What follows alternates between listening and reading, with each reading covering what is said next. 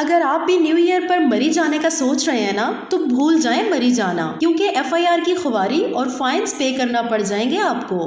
क्यों, ऐसा भी क्या हो गया है मरी में, यही सोच रहे हैं ना? तो देखिए, मरी में एंटर होने के लिए सख्त लॉज बना दिए गए हैं, जिन्हें अगर आप फॉलो नहीं करते तो नुकसान आपका ही है। सबसे पहले तो लेट मी टेल यू कि मॉल रोड कम्प्लीटली बंद होगा for all type of traffic. उसके बाद जो मेन टूरिस्ट स्पॉट्स हैं, जैसे कि मॉल रोड, पिंडी पॉइंट, पत्रियाटा, लोअर टोपा, इन एरियाज में बाइक्स या मोटरसाइकिल्स अलाउड नहीं होंगे। सो बाइक्स पर मरी जाने की गलती बिल्कुल मत करना। इसके अलावा बाकी एरियाज जहां मोटरसाइकिल मूवमेंट अलाउड होगी, वहां वन व्हीलिंग पर जीरो टॉलरेंस पॉलिसी है। 5,000 से लेकर 10,000 तक का फाइन भी हो सकता है।